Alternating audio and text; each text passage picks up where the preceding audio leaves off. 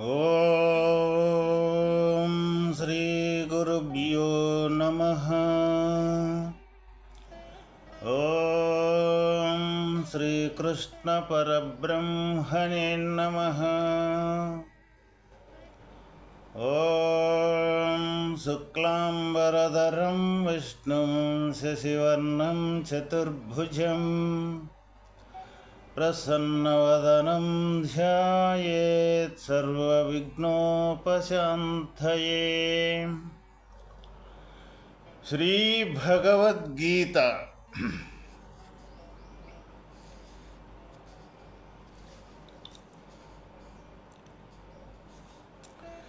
తెలివి గలవాడు దృశ్య సౌఖ్యములందు రమింపడని చెప్పుటచే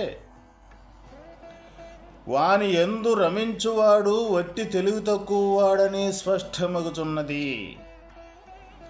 ఎంత ధనవంతుడైనను అధికారవంతుడైనను విద్యావంతుడైనను బలవంతుడైనను విషయములపై పరిగిడినచో అతడు భగవద్దృష్టి యందు తెలివి తక్కువవాడే అని తేలుచున్నది.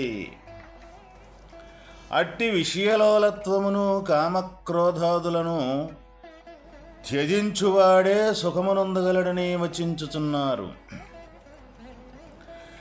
శక్నోతి హైవ యస్సోఢుం ప్రాక్శరీర విమోక్షణాత్ కామక్రోధోద్భవం వేగం సయుక్త ససుఖీ నరః. ఎవడి శరీరమును విడుచుటకు పూర్వమే ఇచ్చోటనే ఈ జన్మయందే కామక్రోధముల వేగమును హరికట్టగలుగుచున్నాడో అతడే యోగియు చిత్తోపరతి గలవాడును సుఖవంతుడును అగును. ఎవరైతే ఈ శరీరము విడుచుటకు ముందే అంటే మన శరీరము ఉన్నప్పుడే ఇచ్చోటనంటే ఈ జన్మయందే ఏ కామక్రోధాదుల వేగము ఏదైతే ఉన్నదో ఆ వేగాన్ని కానీ మనం అరికట్టలేకపోతే తప్పనిసరిగా ఈ జనన మరణం అనే చక్రములో ఈ దుఃఖం అనే నరకములో ప్రతి ఒక్కరము పడాల్సిందే. ఎవరైతే అటువంటి ఈ కామక్రోధాలు అనే వేగాన్ని అరికట్టగలుగుతున్నారో వారే ఇక్కడ యోగి. యోగి అంటే ఏ జీవాత్మ అయితే పరమాత్మ సంధానము జరుగుతూ ఉన్నదో అటువంటి సంధానం జరిగినే ఇక్కడ యోగత్వము అంటే జీవుడు పరమాత్మలో ఐక్యం అవటమే యోగము అంటే కలయిక. యోగము అంటే కలయిక. ఆ కలయిక అంటే జీవుడు ఈ పరిధినే నేననుకొని ఉండ యొక్క ఈ జీవాత్మం ఏదైతే ఉన్నదో అది సర్వవ్యాపకమైన పరమాత్మ యొక్క స్వరూపమే నేనని అందుట్లో విలీనమైపోవటమే ఇక్కడ యోగము. అతడే చిత్తోపరతి గలవాడు. అంటే ఈ చిత్తములో ఏ వాసనలైతే ఉండయో అవి సమూహంగా ఈ కామక్రోధాల వల్లనే ఈ చిత్తంలో వాసనలు అనేది మలిన వాసనలు అనేది మనకి ఇక్కడ తయారవుతూ ఉంటాయి. ఎప్పుడైతే ఈ లేవో చిత్తం ఎప్పుడు కూడా ఉపరతి అంటే శాంతినే. అందుట్లో ఎలాంటి కల్మషమైన వాసనలు అంటూ ఎలాంటివి ఉండవు. అది ఎప్పుడు కూడా ఉపరతి అంటే శాంతాన్ని పొందుతూ ఉంటుంది. అంటే ప్రశాంత చిత్తం ఎప్పుడైతే తయారవుద్దంటే ఎప్పుడైతే మనకి కామక్రోధాదులనే వేగం ఎప్పుడైతే కట్టుబాటు అయిపోతాయో అప్పుడే ప్రశాంతమైన చిత్తం మనకు తయారవుద్ది. అటువంటి ప్రశాంతమైన చిత్తం మనకు తయారైనప్పుడు ఇక అతడు నిరంతరం కూడా ఈ శరీరం ఉన్నంతసేపటికి కూడా నిరంతరం ఆ బ్రహ్మము ఎందే రమించుచూ ఉంటాడు. అంటే నిరంతరం కూడా ఆనందాన్ని సంతోషాన్ని సంతృప్తిని పడేయగలిగి ఉంటాడు అన్నమాట.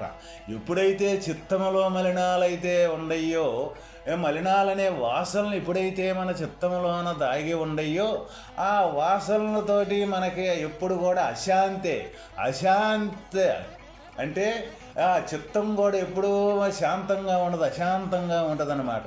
అవి దేనివల్ల అంటే ఈ కామక్రోధాదుల వల్లే.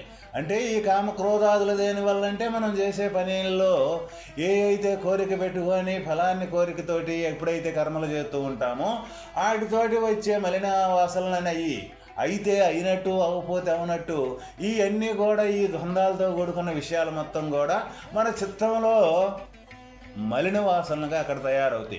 ఎప్పుడైతే ఈ కామక్రోధాదులు అనేది లేకుండా సమూహంగా తొలగిపోతాయో అప్పుడు చిత్తం అనేది ఎలాంటి మలినాలతో కూడుకోకుండా ప్రశాంతంగా ఉంటుంది.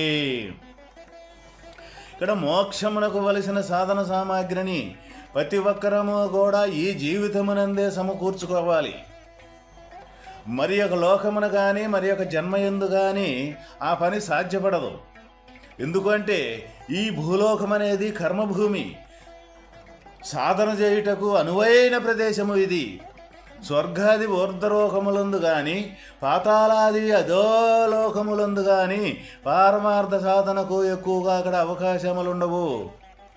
అవి కూడా ఈ కర్మానుభవ లోకములే గనుక.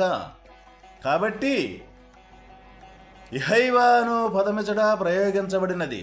ఇంతక ముందే ఈ 19వ శ్లోకముని ఇహైవ తర్జిత సర్గ అని చెప్పబడి ఉండెను. ఈ ప్రకారముగా ఇహైవ ఇచ్చోటనే అను పదము ఒకే అధ్యాయమున ఒకే సందర్భమున 2 పర్యాయములు వాడబడుట చూడ, ఇచ్చటనే ఈ లోకమందే ఈ జన్మమందే ఈ ఆధ్యాత్మ సాధనను త్వరితముగా పూర్తి చేసుకొనవలెను. అదే ఇక్కడ మనకు భగవానుడు నొక్కి చెప్పినట్లయినది. మరియు శరీరమును విడుచుటకు పూర్వమే అంటే మరణము రాకమునిపే ఈ కామక్రోధాదుల విజయమును సాధించి వేయవలెను. లేకపోతే రాబోవో జన్మ మానవ జన్మయో వచ్చునని గాని ఒకవేళ వచ్చినను మోక్ష సాధనకు చక్కని అవకాశములు కలుగునని గాని ఎవరము చెప్పలేము. ఎవరైతే ఈ జన్మ ఎందే ఈ శరీరము ఉన్నప్పుడే మనం ఈ కామక్రోధాదులనే ఈ హరిషడ్వర్గం యొక్క సమూహం ఏదైతే ఉన్నదో వీటిని సమూలంగా వీటిని నశింపు చేసుకొని వాస్తవమైన ఆత్మస్థితి ఏదైతే ఉన్నదో ఆ ఆత్మస్థితి కానీ మనం పొందనట్లయితే, అటువంటి స్థితిలో మనం కానీ చేరకపోతే తప్పనిసరిగా మనకి ఈ శరీరము విడుచుటకు పూర్వమే అచుంటుయి ఈ హర్షడ్వర్గాన్ని జయించి వాస్తవమైన ఆత్మస్థితి కానీ మనం పొందకపోతే అయితే ఇక మనకు జరిగే పరిణామము కానీ మన జరిగే ఉపత్కర విషయం కానీ ఏ విధంగా ఉంటుందంటే ఈ రాబోయే జన్మ ఈ మానవ శరీరమే వచ్చుద్దో లేదో అని మనం ప్రతి ఒక్కరం ఎవరం కూడా చెప్పలేము. ఎందుకు అంటే జన్మక కారణము ఈ కామక్రోధాదులనే ఈ హర్షడ్వర్గ సమూహం ఏదైతే ఉన్నదో అయ్యే ఈ చిత్తాన్ని మలినం చేసేస్తాయి అన్నమాట. ఏం మలినం చేస్తాయి? దానికి సంబంధించిన ఏ ఫలాదులైతే ఉన్నాయో దానికి వచ్చేవి కానీ వస్తాయనుకుంటే రాలేదని కానీ ఇటువంటి ఫలాలు ఏవైతే ఉన్నాయో వాటికి సంబంధించిన వాసనలు మొత్తం మన చిత్తంలో పేర్కొని ఉంటాయి. ఆ పేర్కొన్న యొక్క విషయాలే ఏవైతే ఉన్నాయో అయ్యే మళ్ళీ మరు జన్మకి మళ్ళీ కారణమవుతుంటాయి అన్నమాట. ఇదే మన జన్మ రహస్యం. మన జన్మకే రావటానికి కారణం ఏంటిది? మనం గతంలో చేసిన యొక్క ఈ కామక్రోధాలనే హర్షడ్వర్గంతో కూడుకున్న చేసిన కర్మలు ఏవైతే ఉన్నాయో ఆ కర్మలో తప్పనిసరిగా మన చిత్తంలో మలిన వాసనలుగా తయారయ్యి ఈ శరీరాన్ని వదిలేటప్పుడు అయ్యా మలిన వాసనలే మళ్ళీ దానికి సంబంధించిన వాతావరణం ఎక్కడికైతే ఉంటుందో ఆ వాతావరణం కాడ మళ్ళీ శరీరాన్ని ధరించుకొని వస్తూ ఉంటుంది. అందువల్ల ఈ మానవ జన్మ ఎత్తిన ప్రతి ఒక్కరము కూడా ఈ జన్మ ఉత్తమోత్తమ 84 లక్షల జీవరాశులలో ఉత్తమోత్తమైనది ఈ మానవ జన్మని మనకు శృతులైతేనేమి పెద్దలైతేనేమి వేదాలైతేనేమి అనేక కోణాల్లో ఇది చెప్తూ ఉన్నారు. ఎందుకు ఉత్తమోత్తమైనది? ఈ జన్మ వచ్చేదానికి కారణం తెలుసుకునేదానికి మార్గం ఏదైతే ఉన్నదో అది తెలుసుకునేదానికి ఈ శరీరం ఉపకరించుద్ది. ఎక్కడి నుంచి వచ్చాము, మనం ఎక్కడికి పోతున్నాము, అసలు ఎవరు ఈ సృష్టికి కర్త, ఈ సృష్టికి మూలం ఎవరు అని తెలుసుకున్న యొక్క జ్ఞానం ఈ శరీరంలో ఉంది. అన్ని శరీరాల్లో ఉండే జ్ఞానం ఒకటైనప్పటికీ కూడా ఈ శరీరంలో ఉండే ఎక్కువ జ్ఞానం ఏంటిదంటే సృష్టి యొక్క మూలం తెలుసుకొని ఈ సృష్టి అనేది అబద్ధం, నిజం కాదు అని తెలుసుకొని ఈ సృష్టిలో నుంచి తప్పించుకొని వాస్తవమైన సర్వసమానంగా ఉండే యొక్క పరమాత్మ స్వరూపమే తానని, ఆ పరమాత్మ యొక్క స్వరూపమే తానయ్యేదానికి సంబంధించిన వాతావరణం ఈ శరీరంతో ప్రతి ఒక్కరము కూడా మనం తయారు చేసుకోవచ్చు. అదే ఈ జన్మ యొక్క ప్రత్యేకత. అందువల్ల ప్రతి ఒక్కరము కూడా ఈ శరీరం అనేది మనకి ఎంతో ఉన్నతమైన శరీరము అన్నమాట. ఈ శరీరం ఉన్నప్పుడు ఎవరైతే ఈ శరీరానికి సంబంధించిన కర్మలు ఏవైతే ఉండయో ఈ శరీరమే నేననుకొని ఈ పరిధికి సంబంధించిన ఆలోచనలు, భావనలు ఏవైతే ఉన్నాయో ఈ అన్నిటినీ కూడా ఈ వాస్తవం కాదు, ఈ అవాస్తవం, వాస్తవం వీటికన్నింటికి ఈ పరిధికి సంబంధించిన నేను పుట్టక తలకే ఏదో ఒక వస్తువు అంటూ లేకపోతే నేను ఏ విధంగా జన్మించాను, నాకు ఆధారమైన వస్తువు ఒకటి ఉంటే కదా నేను జన్మించగలిగింది. నేను ఒకప్పుడు అసలు పుట్టకతలకి ఏందో తెలియదు, మళ్ళీ తర్వాత పుట్టినాక ఒక ఆకార రూపకంలో కనపడి అది కొద్ది కొద్దిగా అభివృద్ధి చెంది పెరిగి తర్వాత ఏమీ లేకుండా పోతూ ఉన్నది. ఈ పోయినప్పుడు ఏమున్నది, ఈ పుట్టకతలకి ఏమున్నది, ఈ మధ్యలో ఏమున్నది, ఈ మూడిటి యొక్క రహస్యాన్ని సంపూర్ణంగా తెలుసుకునే యొక్క సత్తా ఈ మానవ జన్మకే ఉన్నది. అందువల్ల ప్రతి ఒక్కరము కూడా అటువంటి సత్యాన్ని గుర్తెరిగి ఆ సత్యం కోసమే మన అన్వేషణ, మన జీవితం మొత్తం ఈ జన్మ ఉండకతలకి ఉన్నప్పుడే అటువంటి అన్వేషణ, ఆ సత్యం కోసం అన్వేషణ చేసి ఆ సత్యాన్ని తద్రూపం చెంది ఇక ఈ జనన మరణాలనే చక్రంలో నుంచి బయటపడటం ప్రతి ఒక్క మానవుడి యొక్క కర్తవ్యమై ఉన్నది. లేదా మళ్ళీ పుట్టడం పెరగటం అనే ఈ జన్మలో పడి కొట్టుమిట్టులాగుతూ నానమైన నరక యాతనలు ఈ జన్మకు రావటమే నరకం. మనకి నరకం అంటే ఎక్కడో ఏదో చచ్చిపోయినాక ఇది పోయినాక ఎక్కడో యమలోకంలో ఏదో నరకన పెడతారు, యాతనలు పెడతారు అని చెప్తూ ఉంటారు. అయ్యి మనం ఈ శరీరంలో ఉన్నప్పుడే అటువంటి యమలోకం అనేది, యమయాతనలు అనేది మనకు తయారవుతూ ఉంటాయి అన్నమాట. అది ఎప్పుడూ తయారవుతాయి అంటే మన దాదాపు సూక్ష్మ రూపంలో కలలు కనేటప్పుడు, అంతకంటే ఇంకా సూక్ష్మంగా మన ఉనికి లేకుండా, మన స్పర్శ కూడా లేకుండా వెళ్ళినప్పుడు, అక్కడ ఈ శరీరాన్ని జీవుడు వదలకుండా ఉండేటప్పుడు అక్కడ నరకయాతను మనం చేసుకున్న కర్మల యొక్క పాప ఫలితాలు ఏవైతే ఉన్నాయో అవి ప్రతి ఒక్క జీవుణ్ణి కూడా అక్కడ అంతర్గతంగా ఈ బయటి విషయం అనేదేనో ఏది గోచరం కాదు మనకి. ఇక శరీరాన్ని వదిలే జీవుడు బయటికి వెళ్ళలా ఇంకా. అయితే ఈ వెళ్ళనప్పుడు ఈ మధ్యన తటస్థంగా ఉండి ఈ శరీరం ఉనికి అనేది కోల్పోయి జీవుడు అతి సూక్ష్మంగా ఉండే యాతనా శరీరం అంటాం అక్కడ. అటువంటి యాతనా శరీరంలో ఉండేటప్పుడు తను చేసిన పాపకర్మాలు కానీ పుణ్యకర్మలు కానీ తనకు మొత్తం అక్కడ ఒకదానికొకటి ఈ టేప్ రికార్డులో ఏ విధంగా మన పాటల పద్ధతిగా ఒకటికొకటికి బయటకు వస్తాయో అక్కడ ఈ శరీరం ఉన్నప్పుడే ఇంకా కొద్దిసేపు కానీ కొద్ది సమయం కానీ ఈ శరీరం నుంచి జీవుడు బయటికి వెళ్ళేటప్పుడు ఏ ముఖ్యమైనవి ఉన్నాయో మన జీవితానికి సంబంధించినవి ఆ ముఖ్యమైనవి వాసనల రూపకంలో మన చిత్తంలో ఉంటాయి. కాబట్టి ఆ చిత్తంలో కనీసం ఈ శరీరం ఉనికి అనేది కోల్పోయి జీవుడు బయటికి పోలేక ఉండ సమయంలో పడే యాతన ఏదైతే ఉన్నదో అదే మనకి యమలోకము, అదే ఇక్కడ మనకి యాతనా శరీరము. ఆ యాతనా శరీరాన్ని తప్పించుకొని ఎవరైతే ఇక్కడ వాస్తవంగా నిరంతరం ఆ పరమాత్మ యొక్క స్వరూపమే తానై సంచరిస్తూ ఉంటారో వాళ్ళకి ఈ యమలోకం కానీ, యమబాధలు కానీ, యమయాతన కానీ ఎలాంటి వాసనలు కూడా అక్కడ తనని ప్రేరేపితం చేయలేవు. ఎందుకు చేయలేవు అంటే సర్వవ్యాపకమైన పరమాత్మ స్వరూపమే తానైనప్పుడు సృష్టే తన ముందల అసలు సృష్టే లేనప్పుడు, బికాస్ జననం అనేది లేనప్పుడు మరణం అనేది ఉండేదానికి ఆస్కారం లేదు. దాన్ని ఎప్పుడు సజీవంగానే ఉండే స్వరూపం అని దృఢంగా ఉంటాడు. కాబట్టి ఈ శరీరం అనేది కొత్త బట్టలు, పాత బట్టలు చెరిగిపోయినప్పుడు ఏ విధంగా తొలగించుకొని కొత్త బట్టలు మనం ఏ విధంగా ధరించుకుంటూ ఉంటామో అది ఈ జనన మరణాలకు సంబంధించిన విషయం అన్నమాట.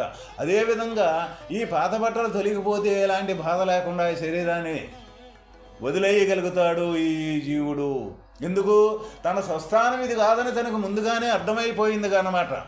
అందువల్ల ప్రతి ఒక్కరము కూడా ఈ శరీరాన్ని వదలకదలికి, ఈ శరీరం ఉండంగానే ఏ కామక్రోధాదులకు సంబంధించిన అర్షడ్వర్గాలకు సంబంధించిన వేగం ఏదైతే ఉన్నదో, అది ఈ ప్రపంచానికి సంబంధించిన వేగం ఏదైతే ఉన్నదో అది పూర్తిగా లేదు లేదు అని సమూలంగా దాన్ని త్రుంచివేసి వాస్తవమైన ఉన్న స్వరూపం పరమాత్మే తప్ప రెండోది లేదని ఆ పరమాత్మ సన్నిధిలో జీవిస్తూ ఆ పరమాత్మ ఆధారంతో సర్వకార్యకలాపాలు జరుగుతున్నాయనే భక్తి భావనతోటి నిరంతరం ఆ పరమాత్మలోనే ఐక్యమైపోయి నేను కూడా లేదు అన్న సంగతి తనకు తెలుసుకొని, నేననేది కూడా లేదు కదా అని తనకు తానుగా తెలుసుకొని ఆ పరమాత్మలో విలీనమైపోవటమే వాస్తవమైన మానవుని కర్తవ్యము.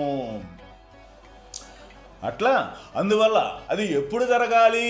ఇప్పుడే, ఈ శరీరం ఉన్నప్పుడే జరగాలి. అది మనం మరణించినాక మోక్షం వచ్చుద్ది, మనం మరణించినాక ఎక్కడికో వైకుంఠం వెళ్తాము అనుకునే మాట కరెక్ట్ నిజమైంది కాదు అది. ఎందుకంటే ఏది జరిగినా మనం ఏది అనుభవించినా సరే ఈ శరీరం ఉన్నప్పుడే, ఈ శరీరంలో ఈ జీవుడు ఉన్నప్పుడే అనుభవించాల్సిందే తప్ప వేరే ఇంకొక లోకాల్లో అనుభవించేదానికి ఆస్కారమే లేదు. అదే మనకి ఇక్కడ చెబుతూ ఉన్నారు. ఏమనేది?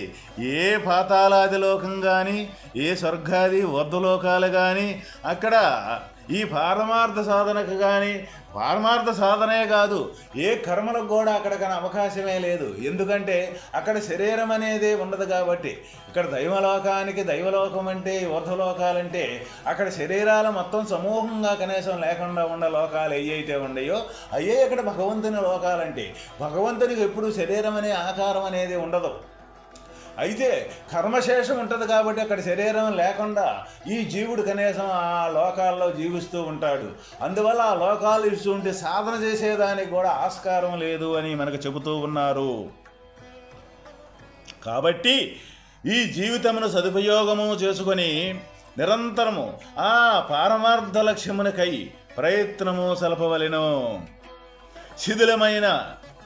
శిథిలమైపోయినదే శరీరము కావున అది చాలా కాలము ఎటువంటి పరిస్థితుల్లో కూడా ఈ శిథిలమైపోయే శరీరం చాలా కాలం ఎట్టి పరిస్థితుల్లో కూడా ఉండదు.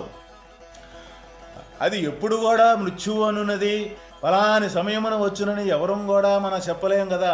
అది వార్ధక్యమునే గాక బాల్యమునందు కూడా రావచ్చు, యవ్వనమునందు కూడా రావచ్చు. జనులందరూ మరణించుచున్నారు కాబట్టి సాధనను వార్ధక్యము వరకు వాయిదా వేయుట అవివేకమేగును.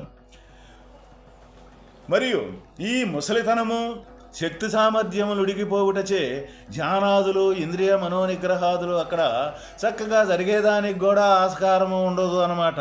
ఈ శరీర పతనమునకు పూర్వమే ఈ కామాదులనే వేగమును అరికట్టి ఈ ధ్యానాదులను తప్పనిసరిగా ఈ సాధనలు, భగవత్ సాధనలు ఏవైతే ఉన్నాయో ఆ సాధనలో ప్రతి ఒక్కరూ కూడా చేసి ఈ వాస్తవమైన ఈ శరీరం ఉన్నప్పుడే వాస్తవమైన సుఖాన్ని పొంది తప్పనిసరిగా ప్రతి ఒక్కరూ కూడా ధరించవలసినదిగా భగవానుడు ఇక్కడ మనకి ఆదేశం ఇచ్చుచున్నారు, హెచ్చరిక కూడా చేయుచున్నారు. అట్లు చేయనుసో వచ్చే పరిణామం ఏంటిది అంటే మహావినాశము.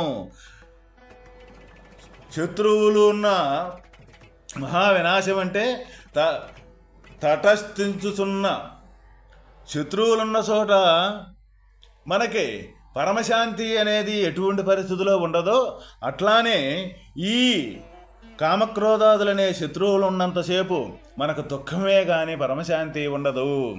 ఓం తస్